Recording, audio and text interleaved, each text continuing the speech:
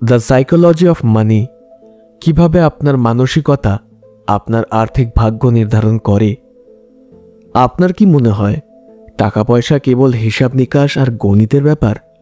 যদি এমনটা ভেবে থাকেন তাহলে আপনার জন্য অপেক্ষা করছে এক দারুণ চমক। কারণ টাকার খেলা অঙ্কের চেয়ে বেশি কিছু। এটা আসলে আপনার মনস্তত্ত্বের খেলা। আমাদের আর্থিক সিদ্ধান্তগুলো কেবল লজিক দিয়ে হয় না, বরং আবেগ, অভিজ্ঞতা আর ব্যক্তিগত মানসিকতা দিয়ে প্রভাবিত হয়।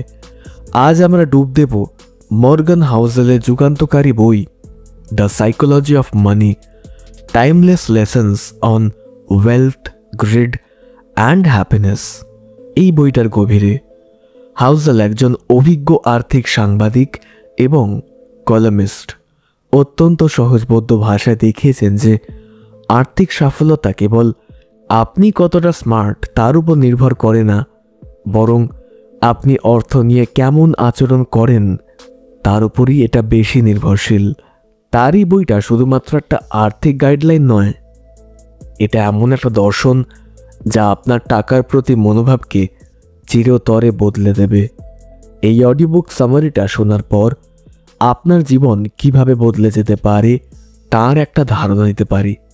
আপনি বুঝতে পারবেন টাকা জমানো বা বিনিয়োগ করা শুধু গণিত নয়, বরং মনস্তত্ত্বের খেলা। আপনি আর্থিক স্বাধীনতা অর্জনের পথে নিজের সবচেয়ে বড় বাধাগুলো চিনতে পারবেন। আপনি অর্থনৈতিক সিদ্ধান্ত নেওয়ার ক্ষেত্রে আরও বিচক্ষণ হয়ে উঠবেন। আপনি সম্পদ তৈরি এবং ধরে রাখার জন্য দীর্ঘমেয়াদী কৌশলগুলো শিখবেন। এবং সবচেয়ে গুরুত্বপূর্ণ, টাকা কিভাবে আপনাকে সুখী করতে পারে এবং কিভাবে তা আপনার জীবনের লক্ষ্যগুলোর সাথে সঙ্গতিপূর্ণ হয় তা বুঝতে পারবেন। সুতরাং চলুন শুরু করা যাক অর্থ এবং মনের এই অসাধারণ যাত্রা, যা আপনাকে আর্থিক জীবনে আরও বেশি নিয়ন্ত্রণ এবং শান্তি এনে দেবে। অডিজ্ঞানে আপনাদের স্বাগতম। আত্ম উন্নয়ন এবং সফলতার এই যাত্রায় আমরা সবসময় আপনার পাশে আছি। এই মূল্যবান অডিওবুক সামারিটা শোনার সময় যদি কোনো অংশ আপনার মন ছুঁয়ে যায় বা আপনাকে অনুপ্রাণিত করে, তাহলে অবশ্যই একটা লাইক দেবেন। আপনার কমেন্ট আমাদের জন্য খুবই গুরুত্বপূর্ণ, তাই আপনার ভাবনাগুলো আমাদের জানাতে ভুলবেন না। আমাদের এমন আরও অনুপ্রেরণামূলক কন্টেন্ট পেতে এখনই সাবস্ক্রাইব করুন এবং আপনার প্রিয়জনদের সাথে শেয়ার করে তাদের ওই জ্ঞানের আলোয় আলোকিত করুন। আপনার সমর্থন আমাদের এগিয়ে চলার অনুপ্রেরণা। আর্থিক আচরণের অদ্ভুত জগৎ, বুদ্ধিমান মানুষও কেন ভুল করে। মর্গান হাউসেলের এই বইয়ের প্রথম মূল বার্তা হলো, টাকা পয়সা নিয়ে আমাদের সিদ্ধান্তগুলো সবসময় যুক্তিসঙ্গত হয় না, বরং আবেগ, ব্যক্তিগত অভিজ্ঞতা এবং আমাদের বেড়ে ওঠার পরিবেশ দ্বারা গভীরভাবে প্রভাবিত হয়। তিনি দেখিয়েছেন যে আর্থিক সাফল্য কেবল বুদ্ধি, শিক্ষা বা তথ্যের উপর নির্ভর করে না, বরং এটা অনেকাংশে নির্ভর করে আপনার আচরণের ওপর। আপনি কিভাবে অর্থ সঞ্চয় করেন, খরচ করেন, ঝুঁকি নেন এবং বিনিয়োগ করেন। হাউসেল বলেন, আমরা সবাই টাকার একটা নির্দিষ্ট মনস্তত্ত্ব নিয়ে বড় হয়েছি। আপনার পরিবারে অর্থ নিয়ে কী ধরনের কথা বলা হয়েছে, আপনার শৈশবে আর্থিক অবস্থা কেমন ছিল, আপনি কোনো অর্থনৈতিক পরিবেশে বড় হয়েছেন কিনা, এই সবই আপনার আর্থিক আচরণকে প্রভাবিত করে। উদাহরণস্বরূপ, যে ব্যক্তি অর্থনৈতিক মন্দার সময় বেড়ে উঠেছেন, তিনি চাকরির নিরাপত্তা এবং সঞ্চয়ের প্রতি বেশি মনোযোগ দিতে পারেন, এমনকি তার বর্তমান অবস্থাও ভালো হয়ে ওঠে। অন্যদিকে যে ব্যক্তি শেয়ার বাজারে উত্থান দেখেছেন, তিনি হয়তো বেশি ঝুঁকি নিতে দ্বিধাবোধ করবেন না। এই অধ্যায়ে হাউসেল বিভিন্ন উদাহরণ দিয়ে দেখিয়েছেন যে কিভাবে বুদ্ধিমান ব্যক্তিরাও অর্থ নিয়ে অযৌক্তিক সিদ্ধান্ত নেয়। একজন হার্ভার্ডের MBA ডিগ্রিধারীও হয়তো ফটকাবাজিতে তার সব সঞ্চয় খোয়াতে পারেন, আবার একজন স্বল্প শিক্ষিত মেকানিক তার সারা জীবনের সঞ্চয় বুদ্ধি করে বিনিয়োগ করে কোটিপতি হতে পারেন। এর কারণ হলো আর্থিক সিদ্ধান্তগুলো গাণিতিক সূত্র মেনে চলে না, এগুলো আবেগ, অহংকার, লোভ, ভয় এবং ব্যক্তিগত পক্ষপাতিত্ব দ্বারা প্রভাবিত হয়। এখান থেকে মূল শিক্ষা, আর্থিক সফলতা 100% দক্ষ ভিত্তিক নয়। আপনার আর্থিক বুদ্ধিমত্তা এবং আপনার আর্থিক আচরণ, এই দুটোর মধ্যেই আচরণের বেশি গুরুত্বপূর্ণ রয়েছে। সবার আর্থিক অভিজ্ঞতা আলাদা, প্রত্যেকটা ব্যক্তির আর্থিক ইতিহাস একেবারে ভিন্ন, তাই তাদের টাকা প্রতি দৃষ্টিভঙ্গি এবং ঝুঁকি নেওয়ার ক্ষমতাটাও একেবারে ভিন্ন। আপনার সিদ্ধান্ত নেওয়ার এবং আপনার নিজস্ব অভিজ্ঞতা থেকে আসে, অন্যের অভিজ্ঞতা থেকে সেটা আলাদা হতেই পারে। ভুল করাটা একেবারেই স্বাভাবিক। অর্থ নিয়ে ভুল করাটা মানুষের সহজাত। গুরুত্বপূর্ণ হলো ভুলগুলো থেকে শেখা এবং একই ভুল বারবার না করা। ইতিহাস নয়, মনস্তত্ত্ব। স্টক মার্কেটের অতীত পারফরমেন্স জানা গুরুত্বপূর্ণ, কিন্তু আরও বেশি গুরুত্বপূর্ণ হলো বাজারের প্রতি আপনার মানসিক প্রতিক্রিয়া কেমন তা বোঝা। বাজারের অস্থিরতা দেখে ভয় পেয়ে সব বিক্রি করে দেওয়া বা লোভের বশে অতিরিক্ত বিনিয়োগ করা, এগুলোই ক্ষতির কারণ হয়ে দাঁড়ায়। এই অধ্যায়টা আমাদের শেখায় আর্থিক সিদ্ধান্ত নেওয়ার সময় আমাদের নিজেদের পক্ষপাতিত্ব এবং আবেগকে চিনতে হবে। যখন আমরা নিজেদের আর্থিক আচরণকে বুঝতে পারব, তখনই আমরা আরও বিচক্ষণ এবং কার্যকরী আর্থিক সিদ্ধান্ত নিতে পারব। ভাগ্য ও ঝুঁকি, সাফল্যের অদৃষ্ট শক্তি। মর্গান হাউসেলের দ্বিতীয় অধ্যায়টা গুরুত্বপূর্ণ অধ্যায়, যেখানে ভাগ্য এবং ঝুঁকি অর্থাৎ লাক অ্যান্ড রিস্ক এর অদ্ভুত এবং প্রায়শই ভুল বোঝা সম্পর্ক নিয়ে আলোচনা করে। তিনি যুক্তি দেন, জীবনের সাফল্য বা ব্যর্থতা কেবল কঠোর পরিশ্রম এবং মেধার উপর নির্ভরশীল নয়, বরং এতে ভাগ্য এবং ঝুঁকির একটা বড় ভূমিকা থাকে। আমাদের আর্থিক জীবনেও এর প্রভাব অপরিহার্য।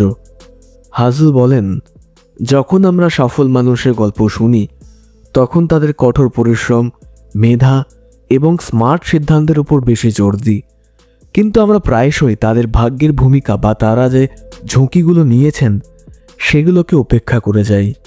একইভাবে যখন কেউ ব্যর্থ হয়, আমরা প্রায়শই তাদের দোষারোপ করি, কিন্তু পারিপার্শ্বিক অবস্থা বা দুরাভোগ্য এর ভূমিকা নিয়ে বিবেচনা করি না।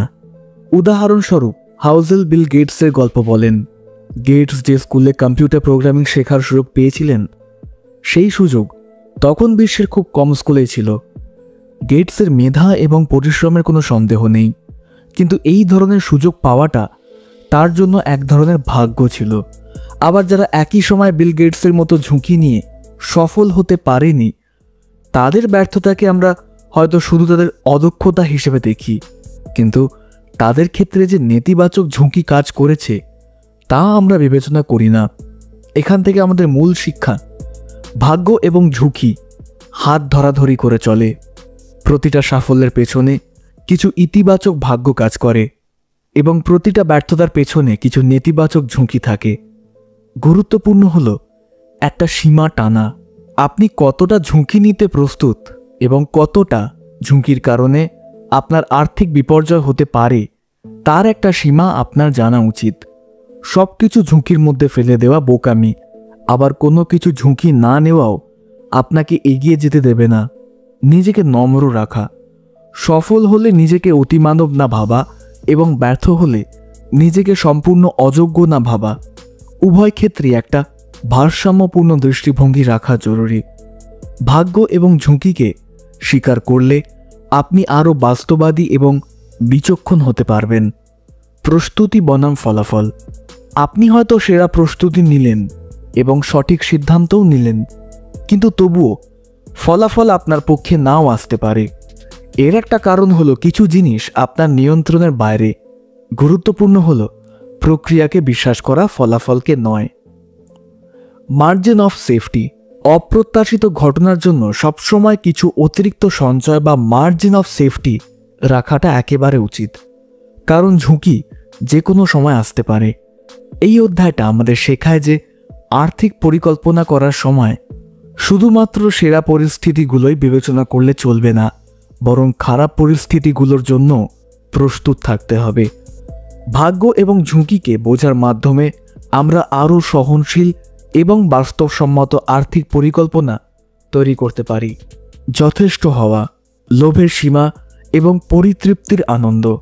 মর্গান হাউজেলের দ্য সাইকোলজি অফ মানি এই বইয়ের অন্যতম শক্তিশালী এবং গুরুত্বপূর্ণ একটা অধ্যায় হল যথেষ্ট হওয়া, এনাফ।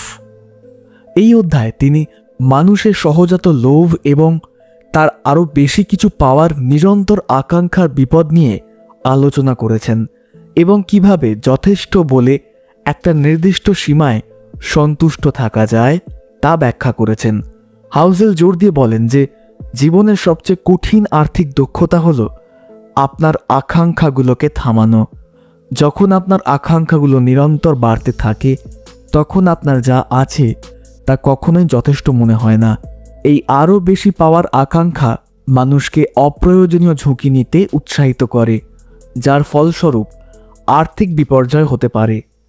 তিনি এমন সফল বিনিয়োগকারী এবং ধনকুবেরদের উদাহরণ দিয়েছেন যারা একটা সময় বেশি অর্থ উপার্জন করার ফলে লোভের বশে পড়ে আরও বেশি ঝুঁকি নিয়ে সব কিছুই আজকে হারিয়েছেন। এর একটা কারণ হলো তারা কখন থামতে হবে তা জানতেন না।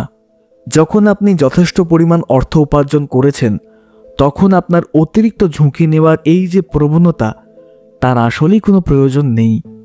যথেষ্ট সংজ্ঞা, আপনার জন্য যথেষ্টটা কি সেইটা আগে নির্ধারণ করুন। এই যথেষ্ট সংজ্ঞা আর্থিক লক্ষ্য, জীবনযাত্রার মান এবং ব্যক্তিগত চাহিদার উপর নির্ভর করে। এটা কোনো নির্দিষ্ট অঙ্ক নয়, বরং একটা মানসিক অবস্থা।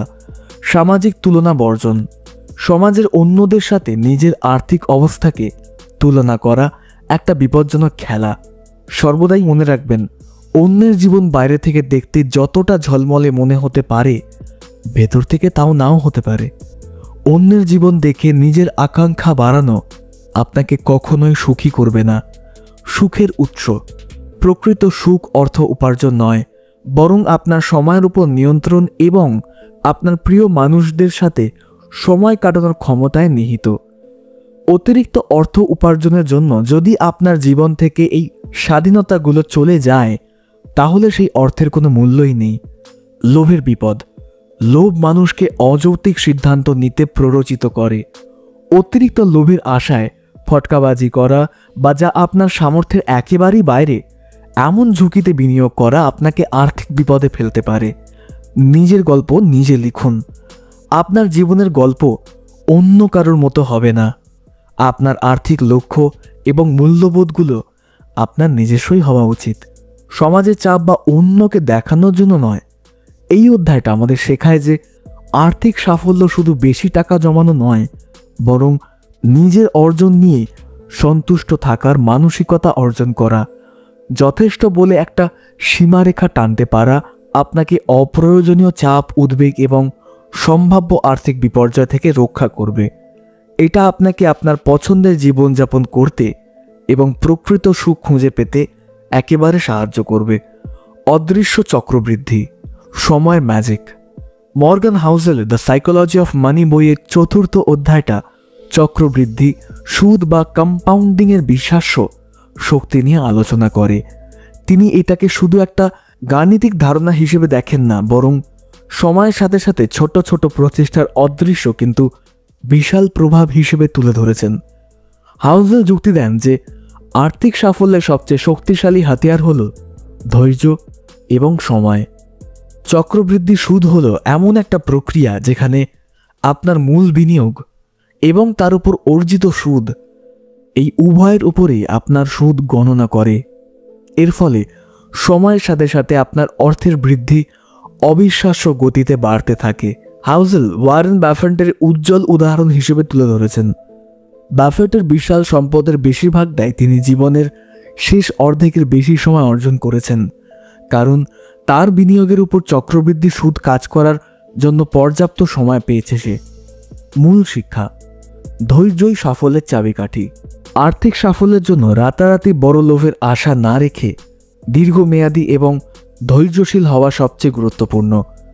ছোট ছোট সঞ্চয় এবং নিয়মিত বিনিয়োগ সময়ের সাথে সাথে বিশাল সম্পদে পরিণত হতে পারে। যৌক্তিকতা নয়, সময়। অনেক সময় মনে হতে পারে আপনি হয়তো বেশি স্মার্ট বা বিশেষ কিছু করছেন না, কিন্তু নিয়মিত এবং ধারাবাহিক বিনিয়োগ চালিয়ে যাওয়াটাই আসল জাদু। এর জন্য খুব বেশি বুদ্ধিমান হওয়ার দরকার নেই, দরকার শুধু শৃঙ্খলাবদ্ধ হওয়ার এবং সময়কে তার কাজ করতে দেওয়ার। শুরুর গুরুত্ব: যত তাড়াতাড়ি সম্ভব বিনিয়োগ করা উচিত। অল্প বয়স থেকে শুরু করা হলে চক্রবৃদ্ধি সুদের হার এর প্রভাব অনেক বেশি হয়, কারণ সময়ের সাথে সাথে প্রতিটা নতুন লাভের উপর আরও লাভ যোগ হয়, যা একটা এক্সপোনেনশিয়াল গ্রাফ তৈরি করে। বিরতিহীনতা: একবার বিনিয়োগ শুরু করলে তা যেন বন্ধ না হয়। বাজারের উত্থান পতন দেখে অস্থির না হয়ে বিনিয়োগ চালিয়ে যাওয়াটাই চক্রবৃদ্ধির মূল শক্তি। অদৃশ্য প্রভাব: চক্রবৃদ্ধির প্রভাব শুরুতে কম মনে হলেও কিন্তু দীর্ঘমেয়াদে তা বিশাল আকার ধারণ করতে পারে। ছোট ছোট সঞ্চয় বা সামান্য বিনিয়োগ প্রথম দিকে নজর নাও আসতে পারে, কিন্তু বছরের পর বছর ধরে তা ধীরে ধীরে ফুলে ফেপে ওঠে। হাউজেল জোর দেন এবং বলেন যে সফল বিনিয়োগকারী হতে গেলে আপনাকে রকেট বিজ্ঞানী হতে হবে না, আপনাকে শুধু ধৈর্যশীল হতে হবে। চক্রবৃদ্ধি সুদ মানব মনস্তত্ত্বের বিরুদ্ধে কাজ করে, কারণ আমাদের মন তাৎক্ষণিক ফলাফল পছন্দ করে, কিন্তু যারা এই তাৎক্ষণিকতার লোভ সংবরণ করতে দীর্ঘমেয়াদী পরিকল্পনা মেনে চলেন তারাই শেষ পর্যন্ত সবচেয়ে বেশি লাভবান হন। এই অধ্যায়টা আমাদের শেখায় যে আর্থিক শৃঙ্খলা এবং সময়কে সম্মান করা আমাদের জন্য সবচেয়ে বড় সম্পদ তৈরি করতে পারে। ভালো অর্থ ব্যবস্থাপনা মানে আপনার উপর নিয়ন্ত্রণ। এই বইয়ের পঞ্চম অধ্যায় মর্গান হাউজেল একটা অত্যন্ত গুরুত্বপূর্ণ বিষয় তুলে ধরেছেন। ভালো অর্থ ব্যবস্থাপনা মানে শুধু অর্থ সঞ্চয় বা বিনিয়োগ নয়, বরং আপনার নিজের জীবনের উপর নিয়ন্ত্রণ অর্জন করা। তিনি যুক্তি দেন যে আর্থিক স্বাধীনতা অর্থাৎ আপনার নিজের সময় এবং কাজ বেছে নেওয়ার ক্ষমতা টাকার চেয়ে বেশি মূল্যবান। হাউজেল বলেন বেশিরভাগ মানুষ টাকা চায় আরও বেশি কিছু কেনার জন্য, কিন্তু আসল সুবিধা আসে যখন আপনি টাকার মাধ্যমে আপনার জীবনকে নিয়ন্ত্রণ করতে পারেন। এর মানে হলো আপনি কখন কাজ করবেন, কোথায় কাজ করবেন এবং কার সাথে কাজ করবেন, এই সিদ্ধান্তগুলো নেওয়ার স্বাধীনতা।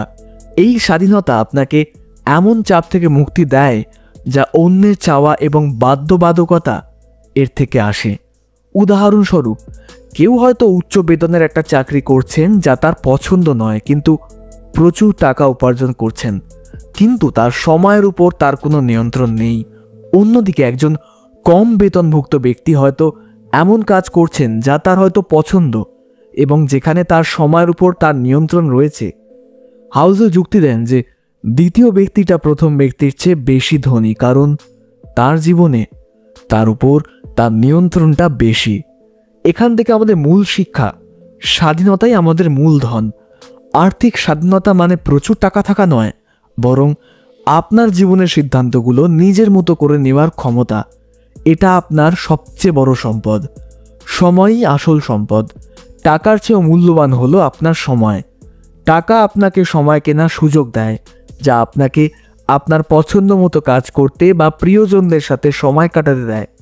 লক্ষ্য ও মূল্যবোধ: আপনার আর্থিক লক্ষ্যগুলো আপনার ব্যক্তিগত মূল্যবোধ এবং জীবনের লক্ষ্যের সাথে সঙ্গতিপূর্ণ হওয়া উচিত। আপনি কেন টাকা জমাচ্ছেন বা বিনিয়োগ করছেন তা স্পষ্ট থাকা একেবারে জরুরি। আর্থিক মার্জিন: অপ্রত্যাশিত ঘটনার জন্য কিছু আর্থিক সঞ্চয় রাখা এবং জীবনের উপর নিয়ন্ত্রণ এটা আমাদের উপর বাড়িয়ে তোলে। এটা আপনাকে হঠাৎ করে কোনো চাকরি হারানো বা বড় কোনো বিপদ বা বড় কোনো খরচের চাপ থেকে বাঁচিয়ে রাখে। এই মার্জিনটাই আপনাকে অস্থির পরিস্থিতিতে সঠিক সিদ্ধান্ত নেওয়ার সুযোগটা এনে দেয়। মনের শান্তি: আর্থিক নিরাপত্তা আপনার মনে শান্তি এনে দেয়। যখন আপনি জানেন যে আপনার একটা ব্যাকআপ পরিকল্পনা আছে এবং আপনি আপনার জীবনের উপর নিয়ন্ত্রণ রাখতে পারবেন, তখন আপনার উদ্বেগটা অনেকটা কমে যায়। এই অধ্যায়টা আমাদের শেখায় যে অর্থ ব্যবস্থাপনার মূল উদ্দেশ্য হলো নিজেকে ক্ষমতাশালী করা, যেন আপনি আপনার জীবনকে নিজের শর্তে বাঁচতে পারেন। এটা আপনাকে এমন একটা জীবন গড়তে সাহায্য করে যেখানে আপনি আপনার মন এবং আপনার বেলাগাম বানান এই অর্থের গোলাম নন।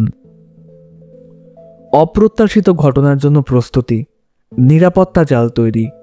মর্গান হাউজেলে দ্য সাইকোলজি অফ মানি বইয়ের ষষ্ঠ অধ্যায়ে তিনি নিরাপত্তা জাল অর্থাৎ মার্জিন অফ সেফটি নিয়ে এবং অপ্রত্যাশিত ঘটনার জন্য প্রস্তুতি গুরুত্ব তুলে ধরেছেন।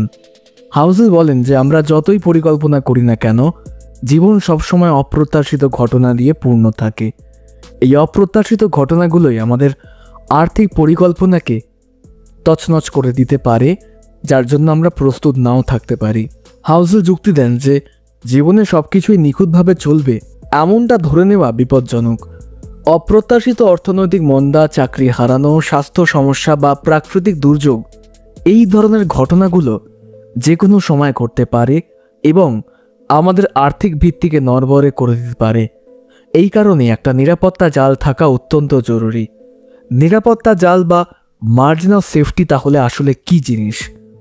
এটা হলো আপনার জীবনের এমন একটা অতিরিক্ত সংস্থান যা আপনাকে অপ্রত্যাশিত চাপ বা বিপর্যয় থেকে রক্ষা করে। এটা শুধু অর্থের ক্ষেত্রে নয়, জীবনের অন্যান্য ক্ষেত্রেও প্রযোজ্য। অর্থের ক্ষেত্রে এর মানে হলো আপনার দৈনন্দিন খরচ মেটানোর জন্য পর্যাপ্ত জরুরি তহবিল হাতে রাখা, এমনকি যদি আপনার আয়ের উৎস বন্ধ হয়ে যায় তখনও। এখান থেকে মূল শিক্ষা, অপ্রত্যাশিতকে আলিঙ্গন করা। অপ্রত্যাশিত ঘটনা জীবনেরই অংশ। এদেরকে এড়ানোর চেষ্টা না করে বরং এদের জন্য প্রস্তুত থাকা উচিত। পরিকল্পনায় অতিরিক্ত জায়গা রাখা। আপনার আর্থিক পরিকল্পনা করার সময় সর্বদা সবকিছু অতিরিক্ত জায়গা রাখুন। আপনার আয়ের সবটা খরচ না করে কিছুটা অংশ ভবিষ্যতের জন্য বাঁচিয়ে রাখুন।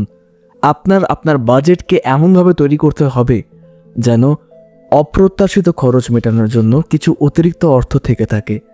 জরুরি তহবিল। কমপক্ষে 3 থেকে 6 মাসের জীবনযাত্রা খরচ মেটানোর জন্য একটা জরুরি তহবিল তৈরি করে রাখুন। এই তহবিলটা আপনার চাকরি, নিরাপত্তা, স্বাস্থ্য এবং অন্যান্য অপ্রত্যাশিত পরিস্থিতি মোকাবেলায় সাহায্য করবে। নমনীয়তা। জীবনের অপ্রত্যাশিত বাঁকের সাথে মানিয়ে নেওয়ার জন্য আপনার আর্থিক পরিকল্পনায় নমনীয়তা থাকা উচিত। একটা নির্দিষ্ট পরিকল্পনায় আঁকড়ে না থেকে পরিস্থিতির সাথে মানিয়ে নেওয়ার ক্ষমতা তৈরি করুন। কমফর্ট জোন থেকে বের হওয়া। অপ্রত্যাশিত ঘটনার জন্য প্রস্তুত থাকা আপনাকে মানসিক শান্তি দেয়। এটা আপনাকে জানতে সাহায্য করে যে যদি কিছু ভুল হয়ে যায় তবুও আপনি টিকে থাকতে পারবেন। ঝুঁকি কমানো।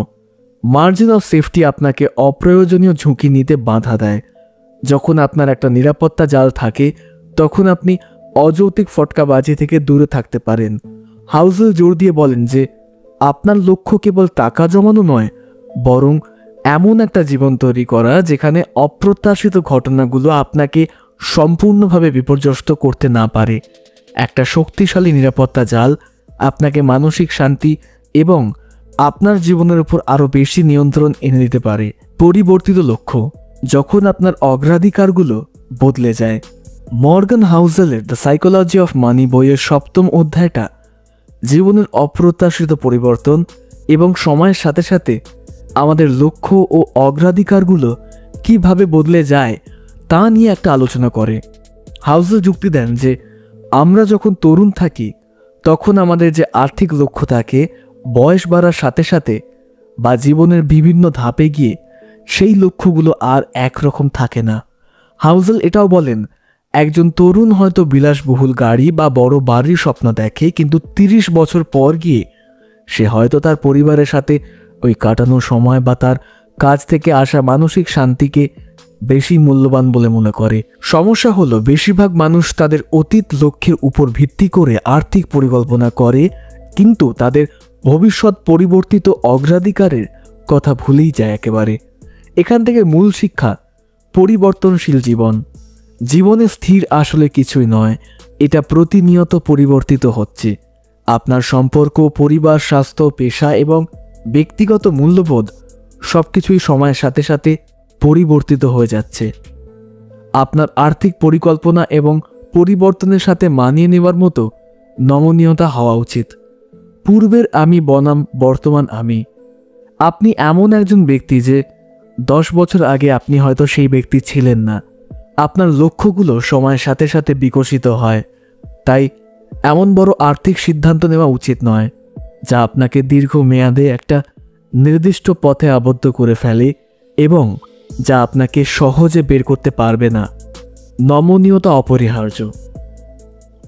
আপনার আর্থিক পরিকল্পনায় নমনীয়তা থাকা অপরিহার্য।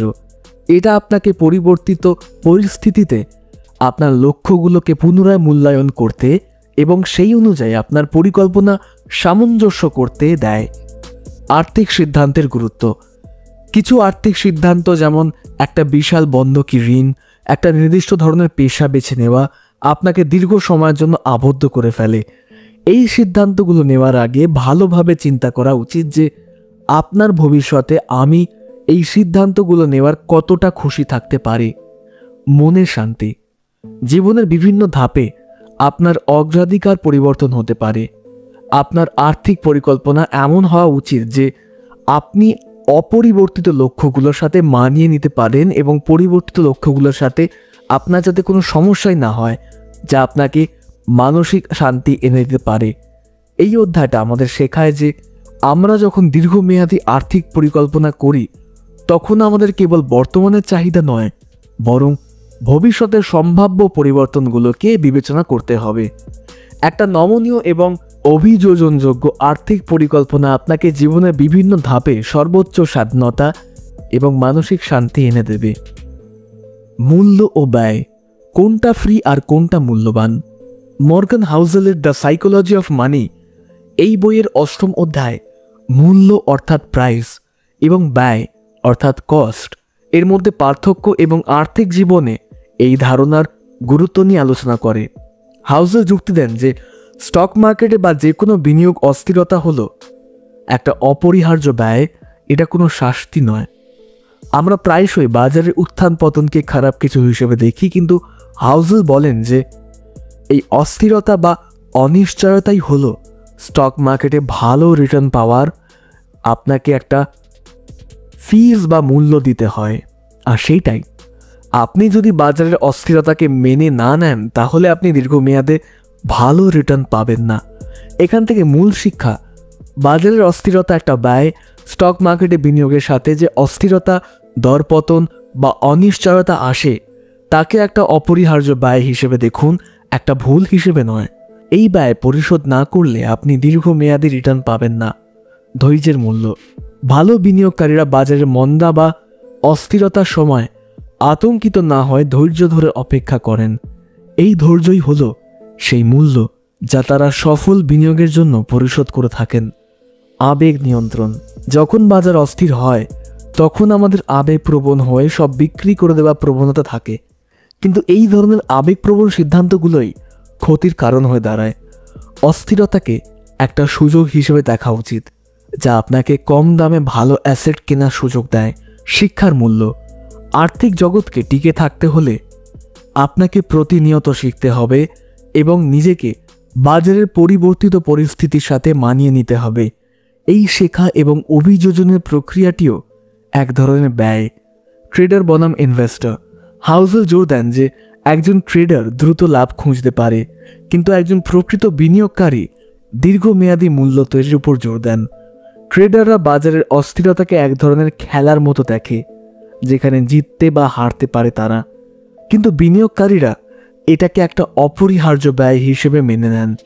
এই অধ্যায়টা আমাদের শেখায় যে সফল আর্থিক জীবন গড়তে হলে আমাদের মানসিকতাকে বাজারের বাস্তবতার সাথে মানিয়ে নিতে হয়। অস্থিরতাকে ভয় না পেয়ে তাকে একটা সুযোগ হিসেবে দেখতে হয় এবং এর জন্য মূল্য পরিশোধ করতে হয়।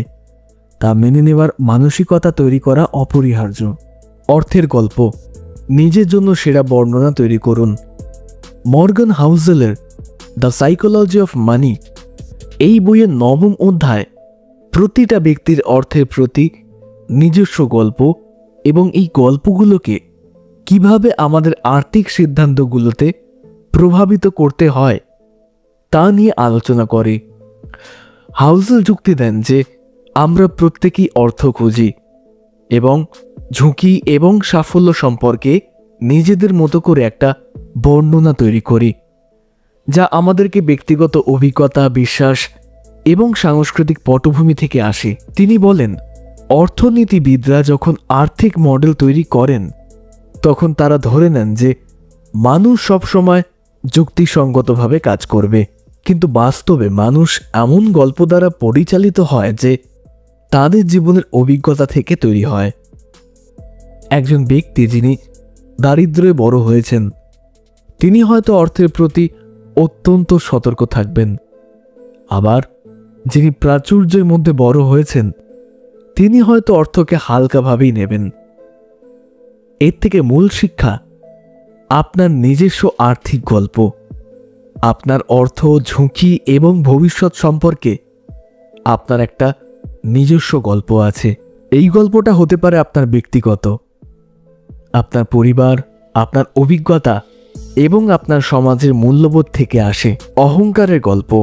আমরা প্রায়শই আমাদের আর্থিক সাফল্যকে নিজেদের বুদ্ধিমত্তা এবং কঠোর পরিশ্রমের ফল হিসেবে দেখি, কিন্তু এতে ভাগ্যের ভূমিকা বা বাহ্যিক প্রভাবকে উপেক্ষা করে যাই। আবার ব্যর্থ হলে আমরা অন্যদের দোষারোপ করি, নিজেদের ভুলগুলো কিন্তু দেখি না। নিজের গল্প পরিবর্তন করা। যদি আপনার আর্থিক গল্পটা আপনাকে ইতিবাচক সিদ্ধান্ত নিতে সাহায্য না করে, তাহলে সেই গল্পটাকে পরিবর্তন করার ক্ষমতা আপনার নিজের কাছেই রয়েছে। আপনি নতুন করে শিখতে পারেন, নতুন অভ্যাস তৈরি করতে পারেন এবং আপনার আর্থিক আচরণকে উন্নত করতে পারেন। সহানুভূতি। আপনার আর্থিক গল্পকে সম্মান করুন। তাদের আর্থিক সিদ্ধান্তগুলো হয়তো আপনার কাছে অযৌক্তিক মনে হতেই পারে, কিন্তু তাদের নিজস্ব অভিজ্ঞতা এবং প্রেক্ষাপট থেকে সেগুলোকে যৌক্তিক হতে পারে হয়তো। নিজেকে নিয়ন্ত্রণ। আপনি আপনার আর্থিক গল্পের লেখক। আপনার আর্থিক যাত্রা আপনার নিজেরই হাতে। আপনি এটাকে কিভাবে পরিচালনা করবেন এবং কী সিদ্ধান্ত নেবেন তা একান্ত আপনার উপরই নির্ভরশীল। এই অধ্যায়টা আমাদের শেখায় যে নিজেদের আর্থিক আচরণ এবং সিদ্ধান্তগুলোকে গভীরভাবে বুঝতে হলে আমাদের নিজেদের অর্থের গল্পকে চিনতে হবে। যখন আমরা নিজেদের গল্পের শক্তি এবং দুর্বলতাগুলোকে চিনতে পারব, তখনই আমরা আরও সচেতন এবং কার্যকর আর্থিক সিদ্ধান্ত গ্রহণ করতে পারব। ভবিষ্যতের দিকে তাকানো, স্থিতিস্থাপকতা এবং আশাবাদ। মর্গান হাউসেলের দ্য সাইকোলজি অফ মানি এই বইয়ের দশম এবং শেষ অধ্যায়টা আর্থিক স্থিতিস্থাপকতা অর্থাৎ রেজিলিয়েন্স এবং আশাবাদ অপটিমিজম এর গুরুত্ব নিয়ে আলোচনা করে। হাউসেল জোর দেন যে আর্থিক সফলতা দীর্ঘমেয়াদী ধৈর্যের উপর নির্ভর করে এবং জীবনে অপ্রত্যাশিত চ্যালেঞ্জগুলো আসার সম্ভাবনা সবসময় থাকে। এই চ্যালেঞ্জগুলো মোকাবেলা করার জন্য স্থিতিস্থাপকতা এবং আশাবাদ উভয়ই অপরিহার্য। তিনি বলেন, শেয়ার বাজারের ইতিহাস পরিচালনা করলে দেখা যায় যে বাজার সবসময় উত্থান পতনের মধ্যে দিয়ে যায়। মন্দা আসে, যুদ্ধ হয়, অর্থনৈতিক সংকট দেখা দেয়, কিন্তু দীর্ঘমেয়াদে বাজার সবসময় ওপরের দিকে উঠছে। যারা এই মন্দাগুলোকে সহ্য করতে পারে না এবং আশাবাদী থাকে যে পরিস্থিতি ভালো হবে, তারাই কিন্তু শেষ পর্যন্ত সবচেয়ে বেশি লাভবান হয়। এইখান থেকে মূল শিক্ষা আর্থিক স্থিতিস্থাপকতা। আপনার আর্থিক পরিকল্পনা এমন হওয়া উচিত যেন একটা মন্দা, চাকরি হারানো বা অন্যান্য অপ্রত্যাশিত চাপ মোকাবেলা করতে পারেন। একটা শক্তিশালী জরুরি তহবিল এবং ঋণমুক্ত জীবন আপনাকে এই স্থিতিস্থাপকতা এনে দেবে। দীর্ঘমেয়াদী দৃষ্টিভঙ্গি। স্বল্প মেয়াদী বাজারের ওঠানামা দেখে আতঙ্কিত হবেন না। দীর্ঘমেয়াদী লক্ষ্য এবং আশাবাদী দৃষ্টিভঙ্গি আপনাকে কঠিন সময়েও টিকে থাকতে সাহায্য করবে। আশাবাদ বাস্তবসম্মত হোক। আশাবাদী হওয়া মানে এই নয় যে আপনি সব ঝুঁকিকে উপেক্ষা করবেন। এর মানে হলো আপনি বিশ্বাস করেন যে দীর্ঘমেয়াদে পরিস্থিতি উন্নত হবে এবং আপনার কঠোর পরিশ্রম ফল এনে দেবে। এমনকি যদি মাঝে মধ্যে চ্যালেঞ্জ আসে, তাহলেও পরিবর্তন মেনে নেওয়া। বাজার এবং জীবনের বাস্তবতা পরিবর্তিত হবে, এইটা মেনে নিন। পরিবর্তনকে ভয় না পেয়ে এর সাথে মানিয়ে নেওয়ার ক্ষমতা তৈরি করুন। আর্থিক স্বাধীনতা। আপনার আর্থিক স্বাধীনতা যত বেশি হবে, আপনার স্থিতিস্থাপকতা ততটাই বেশি হবে। এটা আপনাকে অপ্রত্যাশিত ঘটনাগুলো মোকাবেলা করতে এবং আপনার জীবনের উপর নিয়ন্ত্রণ বজায় রাখতে একটা সাহায্য করবে। শিক্ষা ও অভিজ্ঞতা। প্রতিটা মন্দা বা ব্যর্থতা থেকে শিখুন। এই অভিজ্ঞতাগুলো আপনাকে ভবিষ্যতের জন্য আরও শক্তিশালী ও বিচক্ষণ করে তুলবে। এই অধ্যায়টা আমাদের শেখায় যে আর্থিক সফলতা শুধুমাত্র অর্থ জমানো বা বিনিয়োগ করা নয়, বরং জীবনের অপ্রত্যাশিত চ্যালেঞ্জগুলো মোকাবেলা করার জন্য মানসিক এবং আর্থিক প্রস্তুতি থাকা। স্থিতিস্থাপকতা এবং আশাবাদ আপনাকে এমন একটা মানসিকতা তৈরি করে দিতে সাহায্য করবে যা আপনাকে যে কোনো পরিস্থিতিতে এগিয়ে নিয়ে যাবে। উপসংহার: আপনার আর্থিক জীবনের মাস্টারপিস তৈরি করুন। মর্গান হাউসেলের দ্য সাইকোলজি অফ মানি এই বইটা আমাদের আর্থিক সাফল্য এবং অর্থের সাথে আমাদের সম্পর্ক সম্পর্কে একটা সম্পূর্ণ নতুন দৃষ্টিভঙ্গি দেয়। এটা কেবল একটা আর্থিক পরামর্শের বই নয়, বরং মানুষের আচরণ এবং মনুষ্যত্বের ওপর ভিত্তি করে তৈরি একটা গভীর দার্শনিক আলোচনা। এই অডিও বুক সামারিটা শোনার পর আপনার কাছে হয়তো আর মূল বইটা পড়ার প্রয়োজন হবে না, কারণ আমরা প্রতিটা গুরুত্বপূর্ণ বার্তা এই অধ্যায়ের মূল নির্যাস এইখানেই তুলে ধরেছি। এই বইটা থেকে যে মূল 5টা শিক্ষা গ্রহণ করতে পারি তা হলো: অর্থের খেলাটা মনুষ্যত্বের। আর্থিক সফলতা কেবলমাত্র বুদ্ধি বা গণিতের উপর নির্ভর করে না, বরং এটা আপনার আচরণ, আবেগ এবং ব্যক্তিগত অভিজ্ঞতার উপর নির্ভরশীল।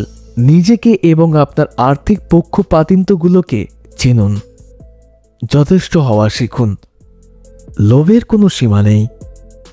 আপনার জন্য যথেষ্ট কি তা আগে নির্ধারণ করুন এবং অপ্রয়োজনীয় ঝুঁকি এড়িয়ে চলুন। অন্যের সাথে তুলনা না করে নিজের জন্য একটা শান্তিপূর্ণ এবং সন্তুষ্ট আর্থিক জীবন গড়ে তুলুন। চক্রবৃদ্ধির জাদুকে বিশ্বাস করুন। ধৈর্য এবং সময় হলো আপনার সবচেয়ে বড় সম্পদ। যত তাড়াতাড়ি সম্ভব বিনিয়োগ শুরু করুন এবং বাজারের উত্থান পতনে অস্থির না হয়ে দীর্ঘমেয়াদী দৃষ্টিভঙ্গি বজায় রাখুন। ছোট ছোট সঞ্চয়ের সময় সাথে সাথে বিশাল সম্পদে পরিণত হতে পারে। অপ্রত্যাশিতের জন্য প্রস্তুত থাকুন। জীবনে অপ্রত্যাশিত ঘটনাই বেশি ঘটে। একটা শক্তিশালী জরুরি তহবিল এবং পর্যাপ্ত মার্জিন অফ সেফটি রাখুন, যা আপনাকে অপ্রত্যাশিত চাপ বা বিপর্যয় থেকে রক্ষা করবে। নিয়ন্ত্রণই আসল সম্পদ। আর্থিক স্বাধীনতা মানে প্রচুর টাকা থাকা নয়, বরং আপনার নিজের সময় এবং জীবনের উপর নিয়ন্ত্রণ অর্জন করা। আপনার আর্থিক লক্ষ্যগুলো আপনার ব্যক্তিগত মূল্যবোধের সাথে সঙ্গতিপূর্ণ হওয়া উচিত। স্থিতিশীল এবং অর্থপূর্ণ করে তুলতে এইগুলি আপনাকে সাহায্য করবে। মনে রাখবেন, অর্থ কেবল একটা সংখ্যা নয়, এটা একটা হাতিয়ার যা আপনাকে আপনার পছন্দের জীবনযাপন করতে এবং আপনার স্বপ্ন পূরণ করতে সাহায্য করতে পারে। আশা করি মর্গান হাউসেলের দ্য সাইকোলজি অফ মানি এই বইটার বিস্তারিত অডিও বুক সামারিটা আপনাদের ভালো লেগেছে এবং আপনাদের আর্থিক জীবনে নতুন কিছু যোগ করতে পেরেছে। এই ধরনের অনুপ্রেরণামূলক এবং শিক্ষামূলক কন্টেন্ট যদি আপনার ভালো লাগে, তাহলে আমাদের চ্যানেল অডি জ্ঞানকে লাইক করে উৎসাহিত করুন। আপনার মূল্যবান কমেন্ট আমাদের জন্য খুবই গুরুত্বপূর্ণ, তাই আপনার ভাবনাগুলো আমাদের জানান। নতুন অডিও বুক সামারি এবং আত্ম উন্নয়নমূলক বিষয়বস্তু পেতে এখনই সাবস্ক্রাইব করুন এবং আপনার বন্ধু ও পরিবারের সাথে শেয়ার করে তাদেরও এই জ্ঞানের আলোয় আলোকিত করে তুলুন। আপনার সমর্থন আমাদের অনুপ্রেরণা। ধন্যবাদ এবং আপনাদের আর্থিক জীবন সফল হোক।